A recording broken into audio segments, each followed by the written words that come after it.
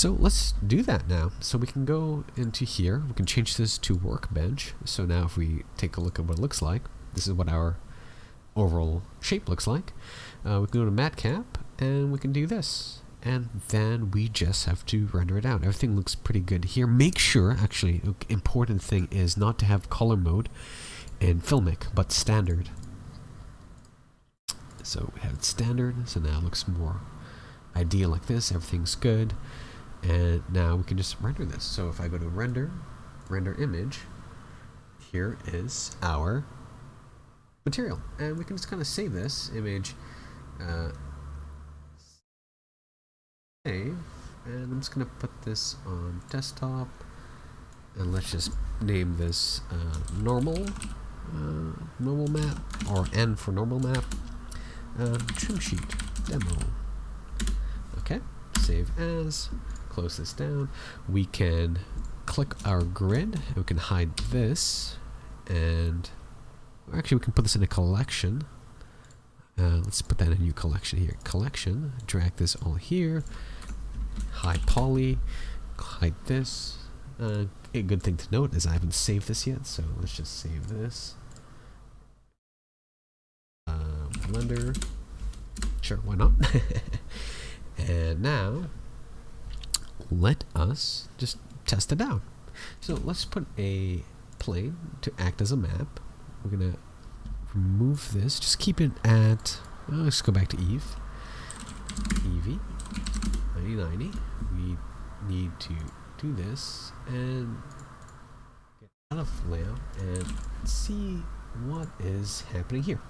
So we need to set this up. So let's just create a new shader and let's just call this Trimsheet material. And we'll just switch this into shader editor. I'm gonna drag this down. Whoop.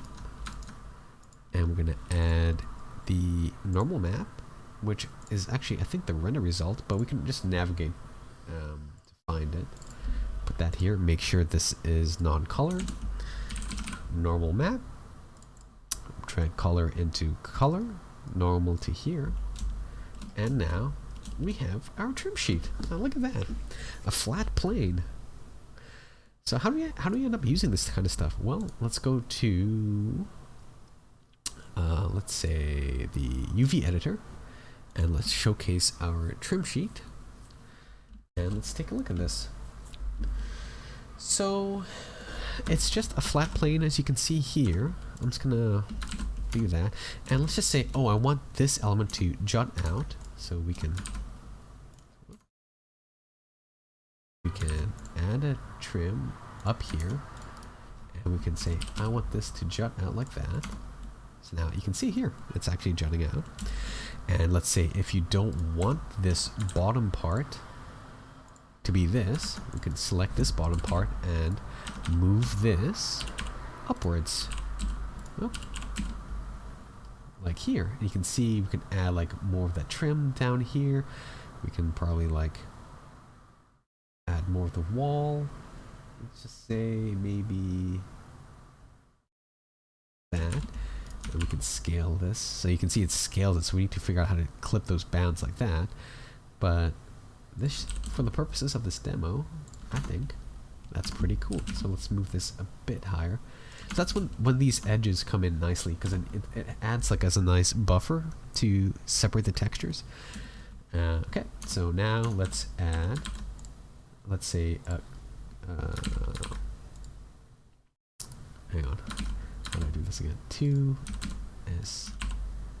You can see the textures moving, so what we'll have to do again, like, is fix this kind of stuff, or we can use an edge slide. I think will work. Edge slide. So the edge slide works, so we'll just have to do that with each one. Edge slide. I'm just going to move this, let's see, negative 0.5, which means this will have to be moved 0.5, which is edge slide, 0.5. And now I'll select these edges, as you can see here, and we can move these, or we can actually unwrap them properly. So let's just do unwrap. Now let's just select these and just move them. Or we can rotate them to try and get the trims on these edges here. Same thing with this. RX90. Bring this up. Try to match it to this as exact as possible. And like I said before with the previous one, it's not really ideal having it jut out a bit. So we could try and make sure these line up, or actually the same scale. And we can move this here. I'll show you one of the reasons why soon. So I'm just gonna scale this like this.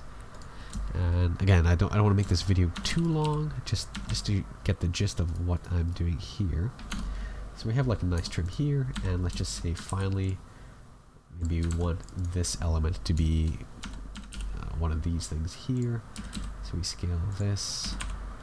And again, scaling it up and down, you can see that it's distorting the image, but maybe that's ways to manipulate the shape.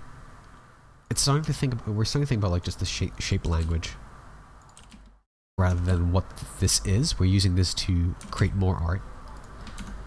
Okay, so this looks kind of neat. We see we've completely changed it.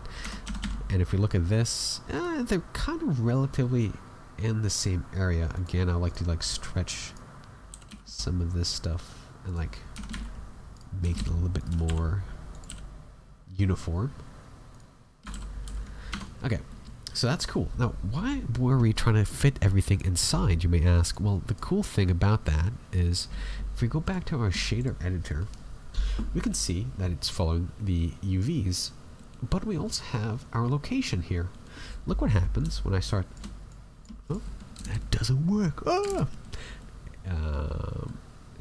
because I'm doing the wrong one. Look what happens when I move this. You can see we're changing the look of the pattern. So this could be a fun way to try and get new, like, new patterns or new assets really fast by having you just create your asset like this and then shift the Y this way. So that's basically Trimsheets here. Like I can create another asset. Let's just make a cube and bring this up like this, just to show you what's happening here. And then maybe let's have this up here and extrude along normals. Now I can, select these edges here, make sure this material is the same, link the materials together, and now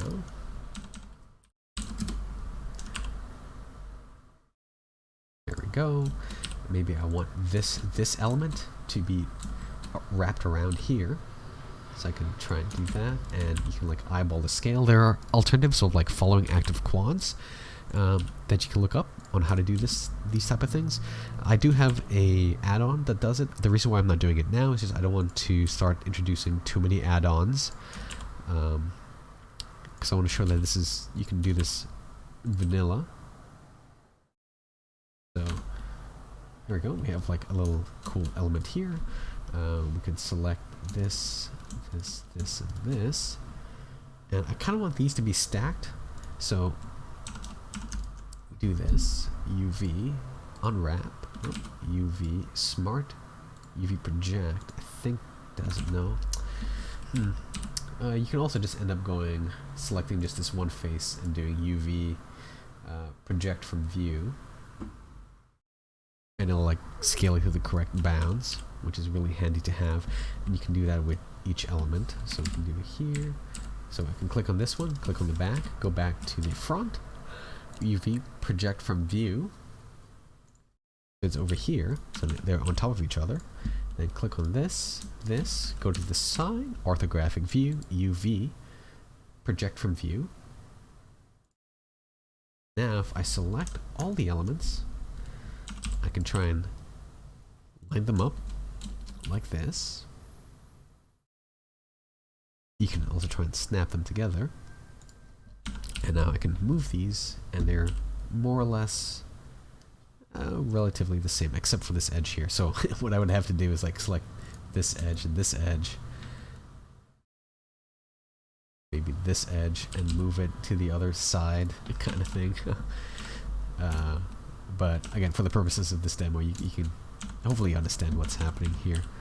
So we can do it like this, maybe like a brick column with a trim of the bottom here, like that. And let's just try and fix this guy up here. See here, it's like not lined up, so we can try and like move it over like that. So like it looks like it wraps around properly. Same thing here. Eyeball that it wraps around properly. This is kind of an error here, so we can try and that wraps around. And we have to like futz around with that, but like, yeah, now we've created like this wall here. We can duplicate this, move it like this, and now you can kind of like start building a set this way. You know, just having parts here like this, and then we just add in some lighting just to showcase. Oh, just like that. Mesh, plane, add this down here, bring this up, and then again we can use our materials, oops, other way around, materials, and then we can scale this maybe fairly large, or actually what we can end up doing is creating a floor tile that we can just move across, just using what we have here. So I'm just going to extrude like this. This is our main floor tile. Maybe it will look like this here. Maybe there's some hilarious face here that we can put like that. Select all these edges here. We want to create a trim. I'm just gonna quickly use an add-on. I know I said I was gonna do it, but just to show you what it does is when you quadrify an island, it creates this long strip. And so now when you move it across like this, it'll conform to the edges, like it'll frame it around, which is really cool. So you can create really intricate designs fast this way. And like the scaling it on the x-axis here, you can introduce more detail or elemental patterns. So you can see here on the side, when I do that, we're adding more detail around. And the reason why it's stretching is there's not enough faces on here. So if you wanted more faces, you could add some. Let's just add kind of like maybe like this. So you can see there's limitations though, depending on the detail. But like we have this, which is kind of neat. So let's add this like here. And we can create an array and a grid, and it builds up. Another quick thing to show you before I end this is like having a cylinder or circular pattern is super cool to look at. So if we do this, and if we do a triangle fan, so now we'll select this, and I think if we quadrify this, let me just do this, maybe like this. Now if I select this, quadrify islands, select this, quadrify islands, maybe bring this up.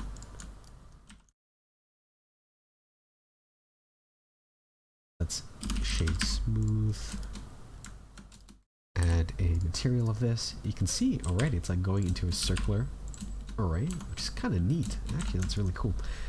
So now we do this, bring this up, just futz it around a little bit. We need to find some decorative element here, and yes, I'm going to use this face as a detailed trim like this. Maybe bring it down. This is interesting, so we're just going to quadrify those, and we're going to use this stuff here, but you can kind of see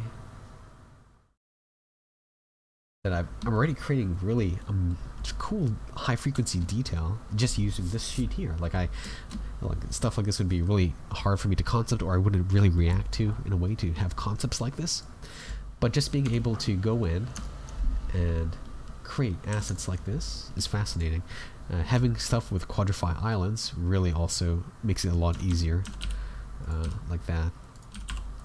So we can like put this over here, scale this up, that, bring it over here, scale these elements up to make a really cool column.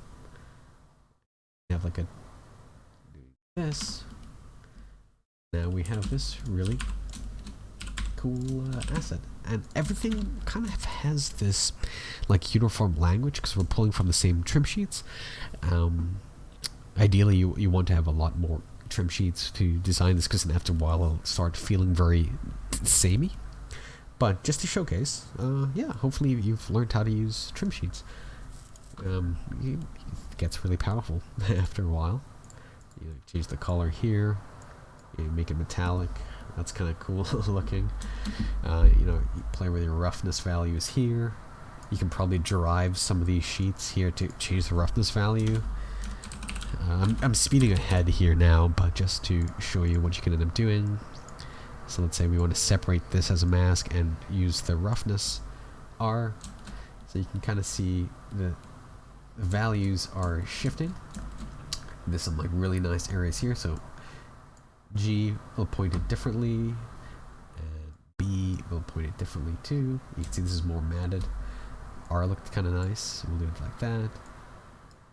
You can also add in a noise texture to drive, let's say, maybe the metallicness of it, to make it look like that.